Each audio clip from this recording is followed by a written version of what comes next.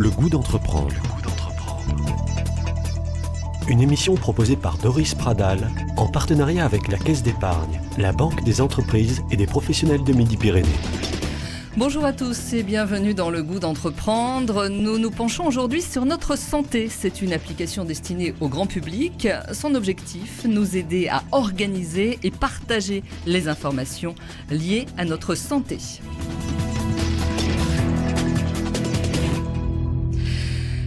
Comment allez-vous ? Voilà un domaine qui nous est cher, notre santé. Bonjour Sébastien Thirvert. Bonjour. Bonjour Benoît Vinceneux. Bonjour. Vous êtes avec Tony Marcello, les fondateurs de Notre Santé. Alors première question technique, qu'est-ce que Notre Santé ? On vous trouve où ? Sur quel support ? Puisqu'on a parlé dès le début de cette émission d'une application. Qui de vous deux veut répondre ? Peut-être Benoît ? Allez, je commence. Donc Notre Santé, c'est une start-up française. Toulousaine. Toulousaine même précisément, effectivement, qu'on a créée en 2016. Il y a une application pour les smartphones, donc les smartphones Apple et les smartphones qui tournent sous Android, donc c'est-à-dire la majorité des la téléphones. majorité des téléphones, exactement. Et pour trouver l'application, il faut aller soit sur notre site, donc https://notresanté.io, ou alors il faut chercher directement dans les stores, donc l'App Store ou le Play Store, le terme Notre Santé, et trouver l'application, puis l'installer sur son téléphone. D'accord. Tout simplement. Tout simplement. Alors, Notre Santé, c'est quoi exactement ? Qu'est-ce qu'on y fait ? Qu'est-ce qu'on y trouve ? Alors Notre Santé, c'est une application qui est faite pour gérer la santé dans le foyer, dans la famille. On a regroupé au sein d'un même service et d'un même espace l'ensemble des éléments de santé de toute la famille, donc papa, maman, éventuellement les grands-parents, les petits-enfants, etc. Pour gérer ce qu'on appelle la santé du quotidien, les rendez-vous, les traitements, les ordonnances, le répertoire des professionnels de santé, etc. Donc tout ce qui va permettre d'avoir des événements de santé dans notre quotidien. Alors des événements de santé, c'est-à-dire des rendez-vous ? C'est-à-dire des rendez-vous, c'est-à-dire le suivi d'un traitement, c'est-à-dire aller chez son pharmacien avec une ordonnance et récupérer le contenu de cette ordonnance. C'est tous les documents de santé, vous allez faire une radio et vous pouvez récupérer le bilan de la radio et l'historiser dans votre application. Voilà, c'est tous ces événements-là. Mais est-ce que tous les professionnels de santé sont prêts à ça aujourd'hui ? C'est-à-dire, vous parlez par exemple de la radio, est-ce que on vous remet systématiquement le compte-rendu de la radio sous un format numérique ? Est-ce qu'on peut l'intégrer à l'application ? Est-ce que c'est pas encore un petit peu, j'allais dire, les débuts ou les prémices de quelque chose ? Si, c'est les débuts. On a aujourd'hui la plupart des médecins qui nous remettent des documents papier. En revanche, on a une forte tendance de plus en plus à perdre le papier et nous, on a une volonté d'historiser ce papier. Donc, il suffit simplement, si on a une ordonnance ou un bilan, de le prendre en photo pour l'archiver et le lier à l'événement de santé en question.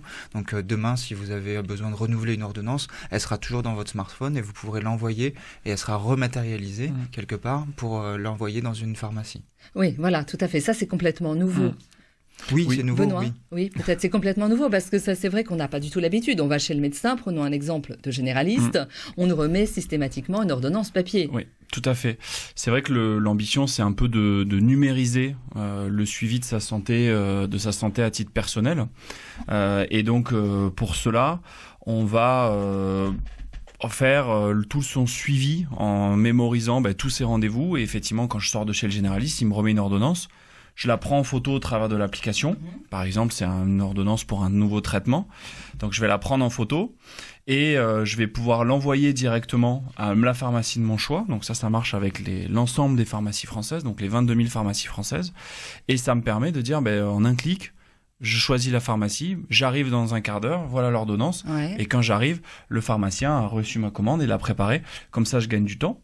Et pour aller encore plus loin, je vais pouvoir suivre mon traitement grâce à l'application. C'est-à-dire que je vais dire, j'ai ça à prendre aux heures du repas, 3 fois par jour, ça et ça. Et l'application va venir me rappeler, m'aider à suivre mon traitement. C'est-à-dire qu'il y aura une alarme pour vous indiquer à quel moment vous devez prendre... En fonction de ce que vous avez paramétré.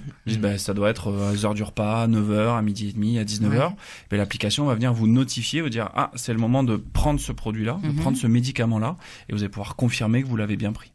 Ça me fait un petit peu peur, ça, pardonnez-moi, mais c'est pas un petit peu trop technologique et compliqué ? Vous allez me dire non, bien sûr. Non, c'est que c'est l'enjeu de notre métier, c'est d'arriver à rendre ces choses-là simples, accessibles au travers des applications. Et c'est un travail qu'on appelle le travail de l'ergonomie, c'est-à-dire travailler sur les interfaces que les utilisateurs vont voir, qu'elles soient très simples et qu'elles soient prises en main, quel que soit l'âge de la personne, quelles que soient les connaissances techniques de la personne. Le téléphone, il faut arriver que tout le monde puisse le prendre en main. Puisque notre application, c'est une application pour la santé des familles. Donc, c'est les parents, c'est les enfants, c'est les grands-parents. Donc, il faut que ça soit accessible. Et ça, effectivement, c'est un des enjeux les plus importants pour nous. C'est vrai, c'est de rendre les choses très simples. Tout à fait. Voilà. Alors, comment est née cette idée, justement? Qui va répondre? Sébastien, Benoît? Non, c'est Sébastien. C'est Sébastien, c'est vous qui avez eu l'idée? Je sais pas qui a eu l'idée. C'est le fruit surtout d'échanges entre nous. Vous connaissiez avant de fonder Notre Santé? Oui, nous ça fait 8 ans qu'on travaille ensemble par de multiples expériences. Donc on a une société commune déjà depuis quelques années et dans le cadre de réflexion et notamment on travaille pour des laboratoires pharmaceutiques depuis très longtemps. Donc on est immergé dans le monde de la santé depuis assez longtemps de par nos métiers. Et il y a eu à un moment donné une convergence aussi un peu personnel. Benoît s'est cassé le genou. Moi, j'ai été papa. Tony aussi. Donc, quand on se casse le genou, qu'on devient papa, on crée une appli. En fait, c'est ça un peu ça, ouais. Non, en fait, on a été confrontés à des problématiques qu'on maîtrisait pas et qui nous ont paru tellement compliquées aujourd'hui, avec de la paperasse, avec tout un tas de problèmes, et notamment quand il faut partager l'information, quand vous venez d'avoir un enfant, qu'il faut l'emmener chez le pédiatre, mais vous connaissez pas le nom du pédiatre, le lieu, l'heure, etc., que c'est votre femme qui a pris le rendez-vous, vous êtes avec votre enfant dans la voiture, vous savez pas où elle est, donc ça vous est arrivé, ça? Oui, ça sent un peu le risque. C'est embêtant quand même. Voilà.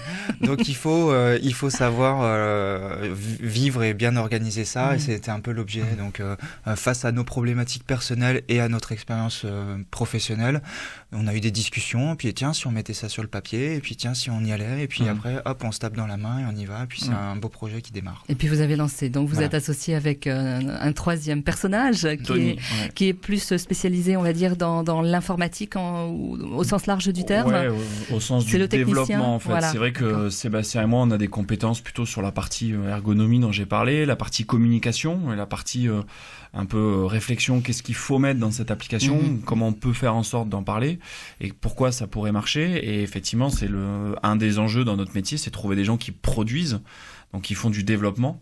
Et c'est pour ça qu'on connaissait Tony, puisqu'on travaillait aussi ensemble avec Tony depuis peut-être aussi 8 ans, comme avec Sébastien. Et on travaillait aussi ensemble, on avait des clients en commun, notamment Sébastien a parlé des laboratoires pharmaceutiques, on travaillait ensemble pour des laboratoires pharmaceutiques. Tony, lui, a même été salarié de laboratoires pharmaceutiques, donc tous les trois, c'est vrai qu'on a cette multiple compétence entre la santé qu'on vit à titre personnel, la santé qu'on a connue au travail et le digital. Et en fait, on a mixé tout ça et on est allé chercher Tony en disant écoute, regarde, on a ce projet-là, est-ce que tu veux venir avec nous là-dedans? Et effectivement, il a dit OK banco et il joue le rôle de directeur technique. Voilà. Donc votre appli s'adresse à tout le monde? Oui. C'est un point important. C'est important. Elle s'adresse à tout le monde et elle est multigénérationnelle. Puisque en tant que parent, on va rentrer les profils et gérer la santé de soi-même, bien sûr, mais aussi des enfants, qui est un point hyper important. Et pourquoi pas ouvrir aux personnes âgées, aux grands-parents, etc., à la fois pour gérer leur santé et à la fois pour qu'ils aient une vue de la santé des enfants.